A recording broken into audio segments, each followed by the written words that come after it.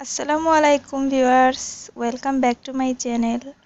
আজকে আমি আপনাদেরকে একটা ডিম দিয়ে এতগুলো পিঠা তৈরি করে দেখাবো। ভাবতে পারেন একটা ডিমে আবার এতগুলো পিঠা কিভাবে হয়? অবশ্যই হয়। চলুন শুরু করি এক ডিম দিয়ে দারুণ মজার এই পিঠা। এটাকে ডিমের পিঠা বলে, অনেকে ডিমের বিস্কুট পিঠাও বলে। যে নামেই ডাকুক না কেন, এটা খেতে ভীষণ মজার হয়।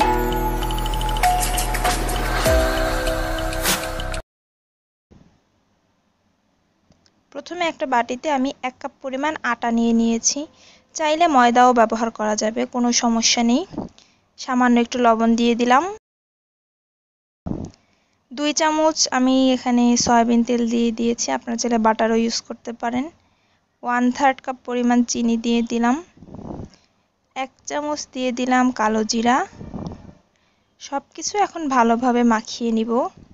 এটাকে একদম ডলে ডলে সুন্দর করে মাখাবেন, যেন তেল, চিনি, লবণ সবটাই ময়দার সাথে খুব ভালোভাবে মিশে যায়। এখন এটার মাঝখানে একটু গর্ত করে এখানে আমি একটা ডিম দিয়ে দিব।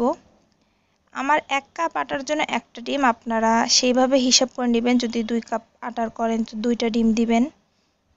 এবার ডিমটাকে হালকা একটু ফেটিয়ে সুন্দর করে মাখিয়ে নিচ্ছি। আমার শক্ত হয়ে গেছে ডোটা, তাই আমি একটু পানি দিয়ে এটাকে নরম করে সুন্দর করে এখন মাখিয়ে নিব। আপনাদের ডিমের সাইজ এবং আটার উপরে এটা ভ্যারি করে, কখনো পানি লাগে কখনো লাগে না। এরকম নরম রুটি পরোটা যেভাবে খাই সেরকম একটা ডো আমি একটু মাখিয়ে এটাকে 15 মিনিটের জন্য রেস্ট দিব। আপনারা চাইলে আধা ঘন্টাও রেস্ট দিতে পারেন। 15 মিনিট পরে এখন আমি দেখিয়ে দিচ্ছি, এটা আগের থেকে সামান্য একটু নরম হয়ে গিয়েছে, কারণ আমরা যে চিনিটা ইউজ করেছিলাম সেই চিনিটা গলে একটু পানি ছাড়ে। তবে এটা কোনো সমস্যা না, আপনারা চাইলে এখানে একটু আবারও আটা দিয়ে ঠিক করে নিতে পারবেন। এবার আমি রুটি বেলায় চলে যাব। সামান্য একটু আটা উপরে দিয়ে এবার এটাকে সুন্দর করে মাখাবো। যেহেতু আমার এটা একটু নরম হয়ে গিয়েছিল, তাই আমি এটাকে সুন্দর করে মাখিয়ে নিচ্ছি। আপনাদের এটা নাও লাগতে পারে, এখানে আপনারা আটার বদলে তেলও দিতে পারেন, তেল দিয়েও মাখিয়ে নিতে পারেন, সেটাও করা যায়। তবে আমি আটা দিয়েই করলাম। এবার আমি এটাকে 2 ভাগ করে নেব। আপনারা যে কয়টা রুটি বেলবেন সেই কয় ভাগ করে নেবেন। আর একটা রুটির জন্য যে আমি আটার ডোটা রেখেছি সেটা একটা বাটি দিয়ে আমি সাইডে ঢেকে রাখবো, যাতে এটা উপর থেকে শুকিয়ে না যায়। এই বিষয়টা আপনারা লক্ষ্য রাখবেন। এবার একটু সামান্য মথে নিচ্ছি। এবার এটাকে আমি এভাবে সুন্দর করে গোল করে একটা গোল শেপ দিয়ে দিব। হয়ে গেল আমার গোল শেপ দেয়া। আবারও আটা দিয়ে এবার আমি এটাকে বেলে নিব।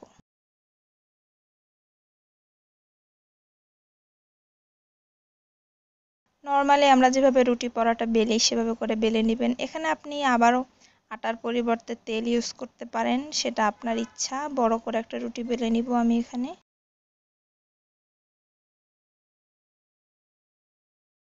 রুটি বেলা নেওয়া শেষ, এখন আমি আপনাদের দেখিয়ে দিচ্ছি। নরমালি আমরা যেভাবে রুটি খাই তার থেকে সামান্য একটু মোটা করবেন, যেহেতু এটা ভাজা হবে, ক্রিস্পি হবে। অতিরিক্ত পাতলা করবেন না। এখানে আমি একটা রোয়াবজার বোতলের যে মুখা পাওয়া যায় সেই মুখা দিয়ে কেটে নিচ্ছে। আপনাদের কাছে কুকি কাটার থাকলে কুকি কাটার দিয়ে কাটবেন। ছোট্ট ছোট্ট করে গোল গোল করে কাটছি। আপনারা যে কোনো শেপের কাটতে পারেন, লম্বা, ত্রিকোণা, ত্রিভুজ, হার্ট শেপ, যে কোনো শেপে আপনারা কেটে নিতে পারবেন, কোনো সমস্যা নেই। আমি একটু ছোট করে কাটছি, এটাকে বড় করেও কাটা যায়। এবার অবশিষ্ট যে অংশগুলো আছে সেগুলো আমি উঠিয়ে নিব। এটাকে ফেলে দিবেন না, এটাকে হাতে একটু এভাবে মাখিয়ে তারপরে আগের যে ডো ছিল সেটার সাথে মিলিয়ে রুটি বানিয়ে নিতে পারবেন। এবার এটাকে আমি একটা ডিজাইন করব। চাইলে এই অবস্থায় আপনারা ভেজে নিতে পারেন, গোল গোল বিস্কিটের মতো হবে। তবে আমি একটা ডিজাইন দিব। প্রথমে 2 মাথা এভাবে চাপ দিয়ে বিপরীত মাথাটাকে এভাবে চাপ দিয়ে সুন্দর করে একটা ডিজাইন করে নেব। এটাকে শিমুল ফুল পিঠা বলে অনেকে, শিমুল ফুলের ডিজাইন। আমি আবারও একটা ডিজাইন আপনাদেরকে দেখিয়ে দিচ্ছি। 2 মাথা প্রথমে এভাবে চাপ দিব, তারপরে বাকি 2 মাথা এভাবে চাপ দিলে সুন্দর একটা শেপ হয়ে যাবে। সবগুলো পিঠা এখন আমি এভাবে করে বানিয়ে নিব। আমার সবগুলো পিঠা বানানো শেষ। উপরে আমি একটু আটা ছিটিয়ে দিয়েছি যাতে একটা গায়ে একটা লেগে নষ্ট না হয়। আগেই আমি একটা কড়াইতে তেল গরম দিতে দিয়ে রেখেছিলাম। তেলটা এরকম সামান্য গরম হবে, যখন আপনি একটা কিছু ছাড়বেন সেটা বুদবুদ করবে, এরকম অল্প গরম রাখতে হবে। চুলার আঁচটা আমার মিডিয়ামে আছে, লো না হাইও না। এবার আমি একটা একটা করে পিঠা ছেড়ে দিব গরম তেলে।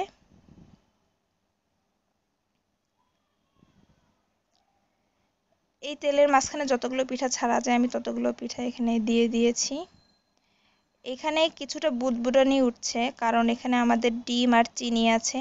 আরেকটা কথা বলে রাখি, ডিম দেওয়ার কারণে এই পিঠাটা সামান্য একটু ফুলে যায়।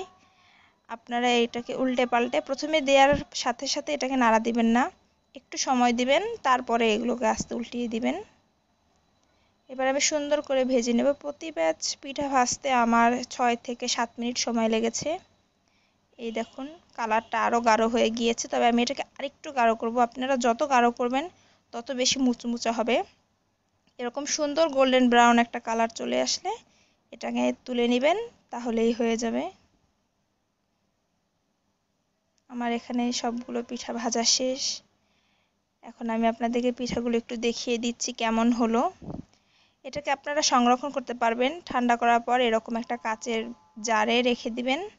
1 মাস পর্যন্ত এটা ভালো থাকবে, যখন তখন বের করে খেতে পারবেন।